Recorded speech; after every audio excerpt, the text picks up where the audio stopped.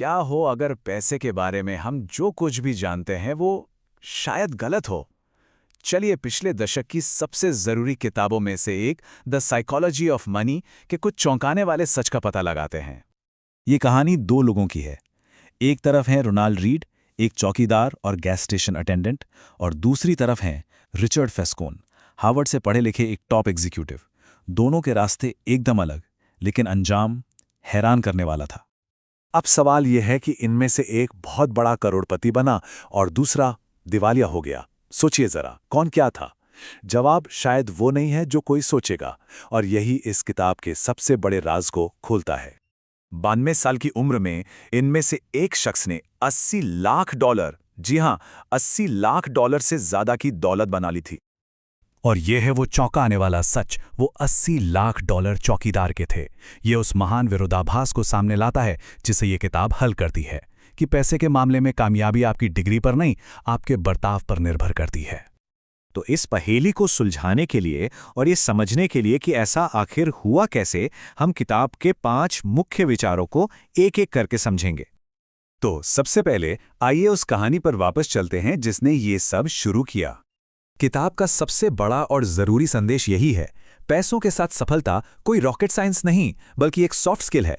मतलब ये इस पर कम निर्भर करता है कि कोई क्या जानता है, और इस पर ज्यादा कि वो कैसा व्यवहार करता है। और यही बर्ताव ही पैसे के मनोविज्ञान का असली आधार है। इसका सीधा सा मतलब यह है कि फिजिक्स के नियमों की तरह फाइनेंस का कोई एक तय नियम नहीं होता। ये लोगों की भावनाओं से चलता है, जो इसे बहुत पेचीदा और अक्सर अप्रत्याशित बना देता है। लेकिन सिर्फ सही बर्ताव ही काफी नहीं है। कुछ ऐसी अनदेखी ताकतें भी हैं जो हमारी फाइनेंशियल लाइफ को तय करती हैं। समय, किस्मत और सबसे जरूरी, बाजार में टिके रहने की ताकत। जैसे बिल गेट्स को ही ले लीजिए। उनकी किस्मत 10 लाख में एक थी कि उन्हें 1968 में एक ऐसे हाई स्कूल में पढ़ने का मौका मिला जहां कंप्यूटर था। वहीं उनके दोस्त केंट एवांस, जो उतने ही काबिल थे, माइक्रोसॉफ्ट में शामिल होने से पहले ही एक हादसे में मारे गए। एक का साथ भाग्य ने दिया, दूसरे का जोखिम ने। या फिर वॉरेन बफेट की कहानी को ही देखिए। उनका हुनर बेशक निवेश करना है, लेकिन उनका असली राज समय है। उनकी 84.5 बिलियन डॉलर की दौलत में से 81.5 बिलियन उनके 65वें जन्मदिन के बाद आई। जरा सोचिए। किताब 2 बहुत अलग स्किल्स के बीच एक जरूरी फर्क बताती है। पहला है पैसा बनाना और दूसरा है उसे अपने पास बनाए रखना। दोनों पूरी तरह से अलग खेल हैं। बफेट की असली काबिलियत सिर्फ उनके शानदार रिटर्न्स नहीं थे, बल्कि उनकी सहन शक्ति थी। वो बस टिके रहे, और इसी वजह से कंपाउंडिंग को अपना जादू दिखाने का मौका मिला। और ये हमें एक ऐसी सोच की ओर ले जाता है जो शायद थोड़ी अटपटी लगे, लेकिन बहुत शक्तिशाली है, कि आखिर सच्ची दौलत है क्या। ये कोट लगातार दूसरों से अपनी तुलना करने के खतरे को दिखाता है।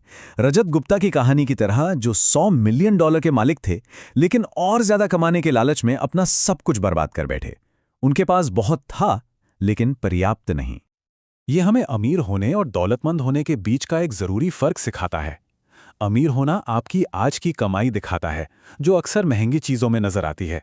लेकिन दौलतमंद होना वो पैसा है जिसे खर्च नहीं किया गया है। सच्ची दौलत वो फाइनेंशियल एसेट्स हैं जिन्हें अभी तक उन चीजों में नहीं बदला गया है जो आप देखते हैं। ये दौलत अदृश्य होती है। तो फिर पैसे का आखिरी मकसद क्या है? चलिए किताब के अंतिम लक्ष्य और उसे पाने के सिद्धांतों के साथ इस बात को खत्म करते हैं।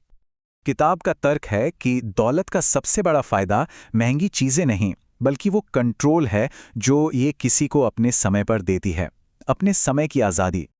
तो इस आज़ादी को कैसे पाया जाए? हाउज़े 3 आसान सिद्धांत देते हैं। पहला, ऐसे फैसले लें जिनके साथ आप टिके रह सकें, भले ही वे कागज़ पर सबसे अच्छे न दिखें। दूसरा, हमेशा एक सेफ्टी मार्जिन रखें, क्योंकि चीज़ें कभी भी प्लान के हिसाब से नहीं होती। और तीसरा, अपना खुद का खेल पहचानें और दूसरों की नकल न करें। और आखिर में ये किताब हमें इसी एक सवाल के साथ छोड़ जाती है। इन सबकों को अपनाने के लिए सबसे पहले खुद से पूछना होगा, आप कौन सा खेल खेल रहे हैं, आपके लक्ष्य क्या हैं और आपके लिए सफलता का मतलब क्या है।